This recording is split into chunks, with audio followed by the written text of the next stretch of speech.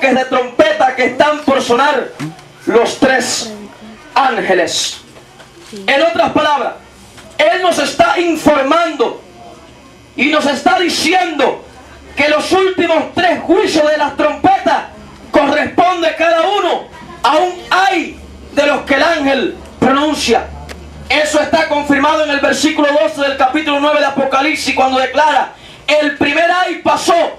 O sea, la 5ª trompeta es el primer ay. Dice: he aquí, vienen aún 2 ayes después de esto. De manera que la 6ª trompeta es el segundo ay que la gente va a gritar en la época de la gran tribulación. La Biblia entonces declara que después que la trompeta suena, una voz sale de en medio de los 4 cuernos del altar de oro. Lea conmigo su Biblia porque estamos estudiando. Versículo 13. El 6º ángel tocó la trompeta y oí una voz de entre los 4 cuernos del altar de oro que estaba delante de Dios. Y mientras yo leía el versículo 13, entonces yo me hacía varias preguntas que antes de continuar con el juicio de la 6ª trompeta he querido traer y compartir con usted. La pregunta que me hacía es, cuando leía acerca del altar de oro en la presencia de Dios, podía entonces preguntarme esto: ¿acaso existe un templo en el cielo?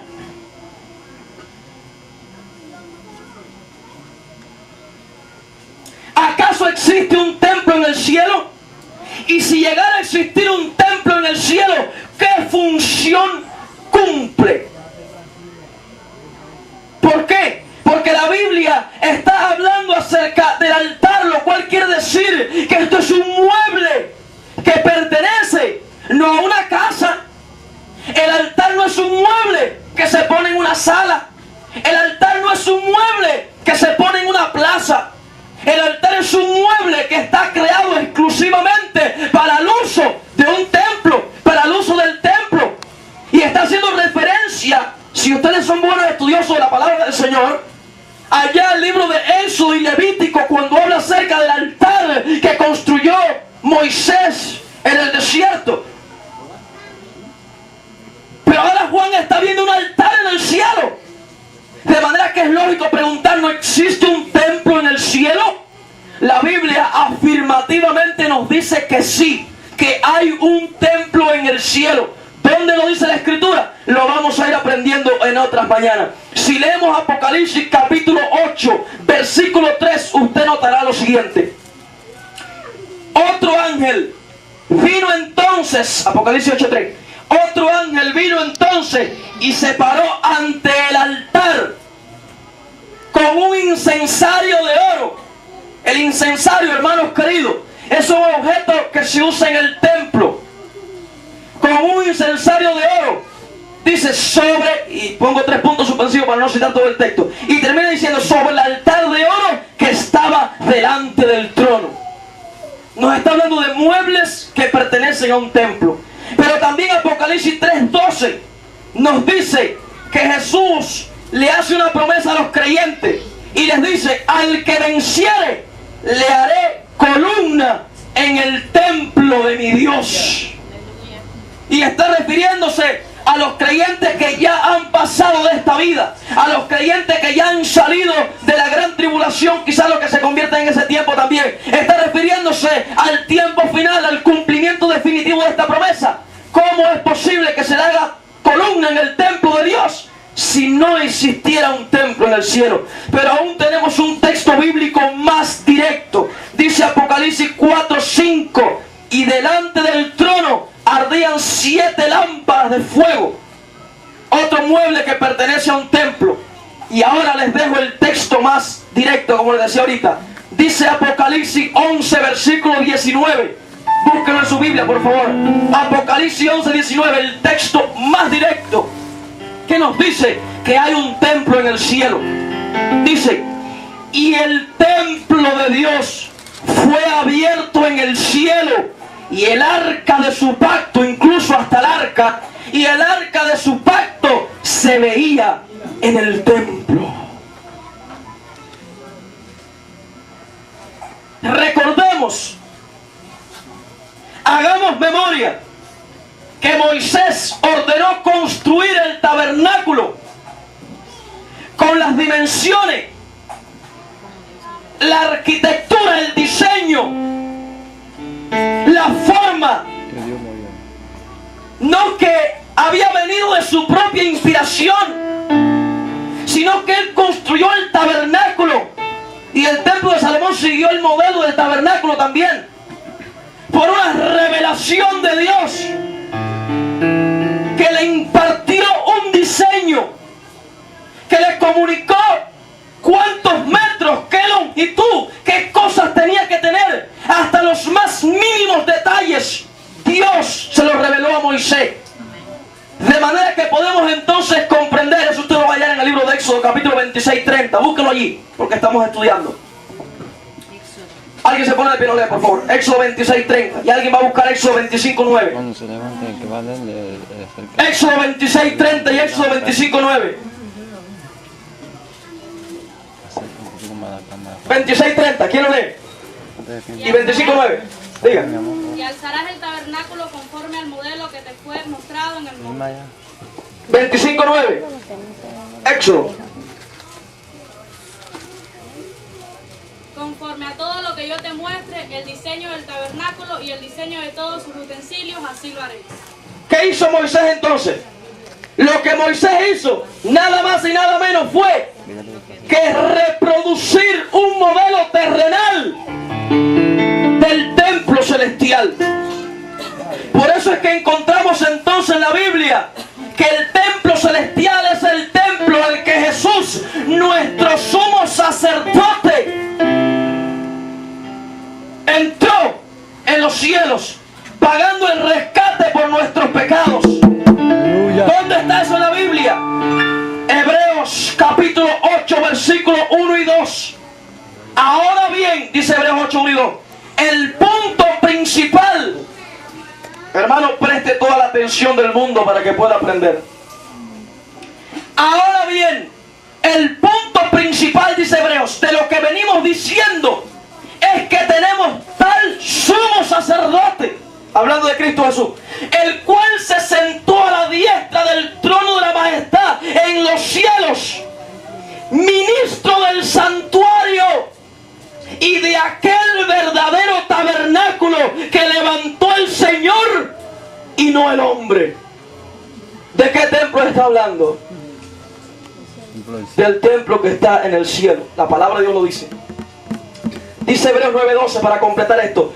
Pero estando ya presente Cristo, sumo sacerdote de los bienes venideros, por el más amplio y más perfecto, aleluya. ¿Cómo me llena el corazón cuando lo leo? Por el más amplio y más perfecto tabernáculo, no hecho de manos, es decir, no de esta creación, y no por sangre de machos cabríos ni de becerro, sino por su propia sangre, entró una vez para siempre en el lugar santísimo, habiendo obtenido eterna redención.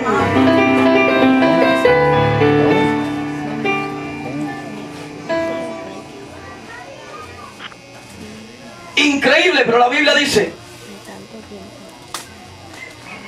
que en este templo del cielo es donde están los originales que sirvieron de modelo a Moisés, donde cada mueble simboliza algo de la obra de Dios en favor hacia el hombre. Cada objeto vio su cumplimiento simbólico en la muerte y la resurrección de Jesucristo. ¿Por qué le hablo del templo? ¿Por qué le hablo acerca de todos estos muebles? Simplemente porque necesitamos darnos cuenta que la voz que da una orden a los 4 ángeles que están atados junto al río Éufrates proviene del altar. Y para poder comprender esto necesitamos tener una comprensión global de este templo que existe en el cielo. La Biblia declara que el altar de oro, usted está en el libro de Apocalipsis, por favor, estamos estudiando, busque allí. Apocalipsis 9, mismo texto de ahorita. El versículo 13, el sexto ángel tocó la trompeta, se lo recuerdo, y oí una voz ¿de dónde? De entre los cuatro cuernos. ¿Oí una voz de dónde? De entre los cuatro cuernos del altar de oro. ¿Que estaba dónde ese altar? Delante de Dios. Muy bien. Ahora, el altar de oro, ¿qué función tenía? Porque para entender por qué la voz sale de allí, hay que entender cuál es la función del altar de oro. Si no, no podemos entender por qué es que la voz viene de allí, por qué es que la voz no salió de abajo, por qué no salió de las lámparas, por qué viene de allí la voz, por qué sale del altar de oro. Hay que comprender cuál es la función del altar de oro. Según la Biblia, el altar de oro servía para quemar el incienso en el tabernáculo de Moisés.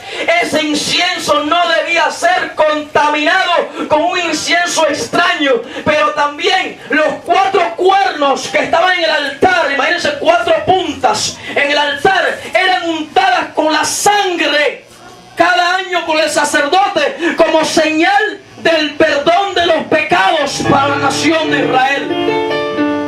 De manera que la Biblia nos dice en otra parte que el incienso representa las oraciones de los santos y la sangre que se unta en los cuernos del altar está simbolizando la sangre de Cristo, la salvación ofrecida por Cristo. Así que yo entiendo y comprendo que las oraciones de los creyentes tienen valor delante de Dios cuando están untadas con la sangre de Cristo, cuando se hacen por un hombre y una mujer que verdaderamente están bañados con esa sangre. ¿Alguien dice amén?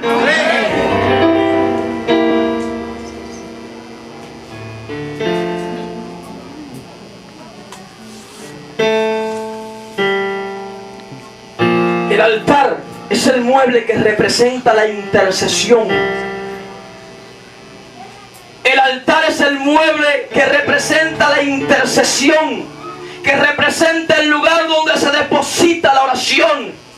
Entonces, ¿por qué la voz sale del altar? Simplemente porque el juicio de la sexta trompeta es la respuesta a las oraciones que día y noche tú y yo levantamos a Dios diciéndole: Señor, haznos justicia de nuestro adversario. Señor, haznos justicia. Señor, haznos justicia.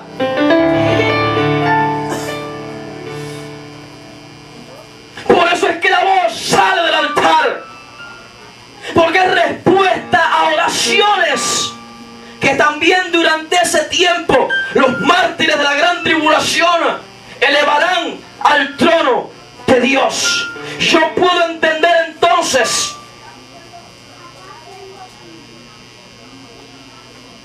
puedo comprender entonces que en la Nueva Jerusalén, ¿quién sabe aquí lo que es la Nueva Jerusalén? A ver, levanten la mano los que saben algo sobre la Nueva Jerusalén. La ciudad de Dios, ¿verdad? Amén. Morada, capital de nosotros. Amén. La capital de la nueva creación de Dios. Amén. En la Nueva Jerusalén ya ese templo que ahora se muestra no estará. ¿Por qué no estará? Porque la función del templo es de alguna manera acercar a los que están lejos. Pero en la Nueva Jerusalén ya no habrá necesidad de acercar a los que están cerca. La Biblia dice: no